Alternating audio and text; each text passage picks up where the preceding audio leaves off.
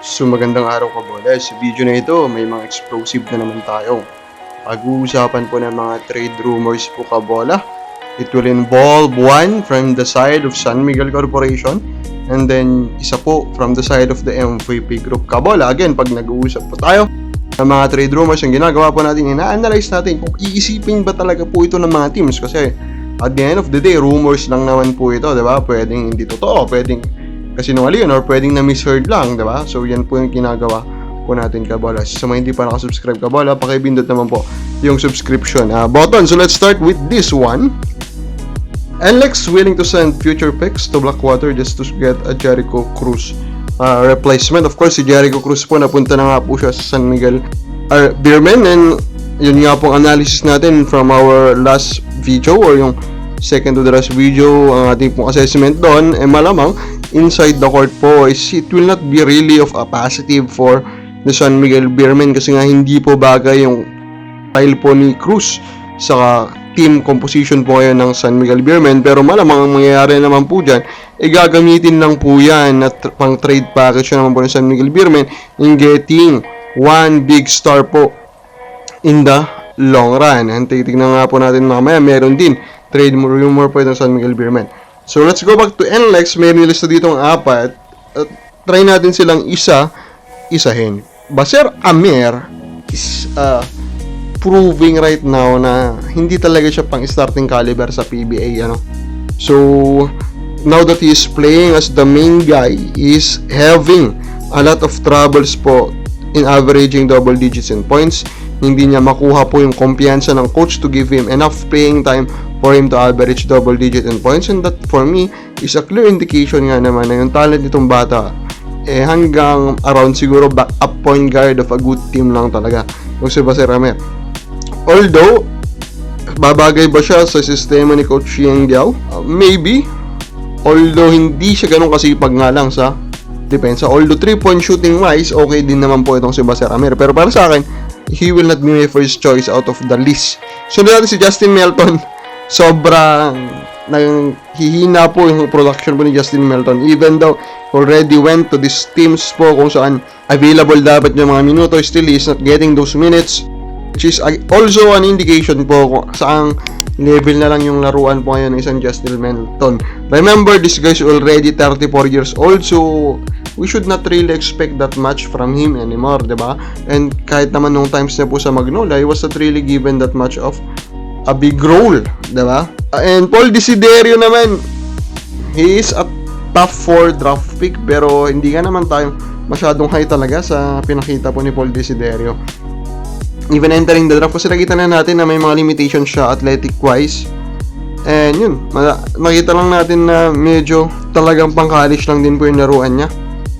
Although of course we know the greatness of Coach Yeng Diao, malamang kaya niya rin po itong gawing isang crucial po na player para sa kanyang team. Nevertheless, ang pinaka magandang target po dito ng NLEX is of course Rashawn McCarty. McCarty is a big guard, 6'1", 6'2", good body, very strong, very quick for his size, and is currently averaging 12.6 points, 2.4 rebounds, 2.6 assists, with 1.8 mix from beyond arc. This guy is a shooter, a volume 3-point shooter, pero credible po siya as someone who can stretch the floor for your team. And other than that, yun nga, he can also make plays for his teammates. Talagang he can break down defenses, itong si Rashawn McCarty. So, out of those, para sa akin na may pinamatas talent dyan is Rashawn McCarty. So, para sa akin, if I can suggest po, it should be Rashawn McCarty who should be the target po of NLEX Road Warriors. Now, speaking po kanina ng San Miguel Beermen, we now have this big rumor. Hindi po ito mangyayari ngayong conference, pero isa kila Lassiter Atros ang planong isama sa trade package para kay Bolik. And according to this one, Lassiter daw and Bronjal to Northport Batang Pier. Yan nga, makikita natin dito sa rumor na to kung totoo po ito. Ito pala talaga yung crucial role, kung maalala nyo po na sinabi ni Coach Leo Austria para dito kay Rodney Bronjal to be part of a trade. Kabola, akala mo naman role talaga dun sa loob ng court, pero talagang ganito naman kasi sobrang loaded na nila sa frontline.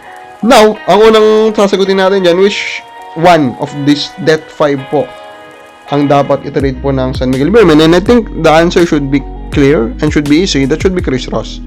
Not because Chris Ross is a lesser talent than Marshall Lassiter, but more of the fit. Si Marshall Lassiter is a dead eye 3-point shooter, and what San Miguel needs is someone who can stretch the floor, and of course Marshall Lassiter will be better for that compared dito kay Chris Ross. And I think hindi rin naman po siguro masyadong mamimiss itong si Chris Ross kasi they already have a very loaded backcourt po of ball hogs or players who needs the ball to maximize po their impact in the game. Nandiyan sina CJ Perez, nandiyan sina Terence Romeo. Dalawang tanong, sapat po ba yung Ross or Lassiter and Bronjal for Robert Bolick? The answer is a clear no, kabola. The answer is a clear no. In this ongoing tournament, Robert Bolick is currently the leader in points and he is also the leader in assists. Ganyan po katindi itong si Marshall Lassiter. Basically, we can say that he is currently the top scorer in this tournament and he is also the top assist man or the top passer. Now, for the entire year or entire season po kabola, actually si Bolick po ang top assist man kasi nung Philippine Cup, siya rin po yung top assist man. And now, for you to appreciate this current po na ginagawa ni Robert Bolick, remember that in the Philippine Cup, ang top scorer is si Mikey Williams. So just imagine that, a Mikey Williams, kumbaga po na level of scorer, na also the top passer. Gets nyo ba? Ganyan po katindi ang pinapakita ngayon ni Robert Bolick. And this type of effectiveness of production in this very young age should not be valued po na equal sa isang veteran po na starting quality point guard na Chris Ross na malapit na po magretiro and an undersized big man ni Rodney Bronjal. It should never be equated to that. If I will give percentage po kung gaano po kalaki yung kumbaga equity po nitong mga package po ng San Miguel Beermen, specifically Chris Ross, para sa akin 50% lang siya ng value ng Bolick. Itong si Bronjal, we will give 10% of the value of Bolick para sa akin, combining for 60%. And para sa akin, kahit magdagdag pa ang San Miguel Beermen po ng first round pick, it will still not be equal. Kasi para sa akin, around ang value po ng isang first round pick po ng San Miguel in comparison po to Robert Bolick, around 15% lang kabola. Diba? Kung isipin mo mabuti, 15% basically is around 7 first round picks. Diba? Para sa akin, isang Robert Bolick, kapuntay siya ng 7 first round picks mo sa San Miguel Beermen. Kasi lahat ng first round pick po na yun will fall between 8 to 12. Sa pinapakita po ni Robert Bolick, yung level po na pinapakita niya ngayon kabola. Diba? So, hindi po yan sapat. So, ang hoping natin ngayon is of course, hindi po mangyari itong trade po na ito. Kasi, another unfair trade, nakakasawa na, nakakaumay. And I'm really high talaga din kasi sa core po ngayon ng Northport Batang Pier. I hope they can just retain it. Kahit trade na nila si Greg Slaughter kasi ayaw na talaga ni Greg Adas ha. Grupo ng San Miguel Corporation, di ba? Pakawalan nila, get young star, and you still have Robert Bolick will still be there.